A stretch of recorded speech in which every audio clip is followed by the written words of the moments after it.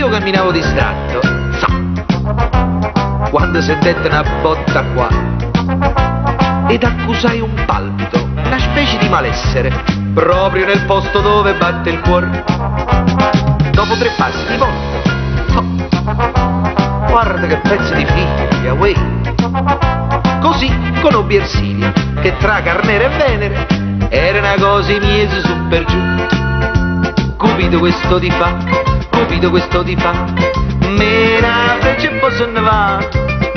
Io stavo quiete, io stavo tranquillo, chi le viene ma meno a me. Ma guardate un po' su 10 cupido, sto piccolo e chiuso, che scherzi ti fa.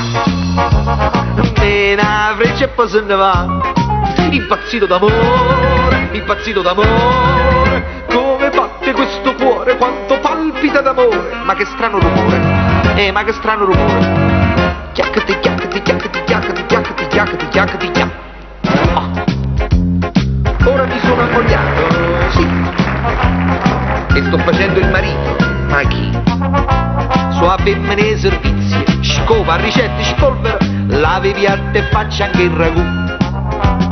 Quando sono 7 precise, uè, viene mia moglie e mi sveglia, su, governami il canario, compra la carta igienica, poi compra le patate del carbone. Cupido questo di fam, Cupido questo di fam, me la freccia per t'inguaiare. Stavolta inguaiata a me, stavolta inguaiata a me. C'era ta fine di poveri, si la gente in mano a Cupido ragazzi, chi rompe la freccia ce l'ha già scansata. E farnesce manguità, maledetto l'amore, tengo l'acqua in da capo quando la muovo fa rumore. Ma che strano rumore, ma che strano rumore. Chiaccati, chiaccati, chiaccati, chiaccati, chiaccati, chiaccati, chiaccati, chiaccati. Ieri mia moglie mi disse, sa, viene il cugino Michele qua, è professore in lettere, conosce lingue asiatiche e un giapponese a me mi può imparare. Ecco, è arrivato, fa presto, va.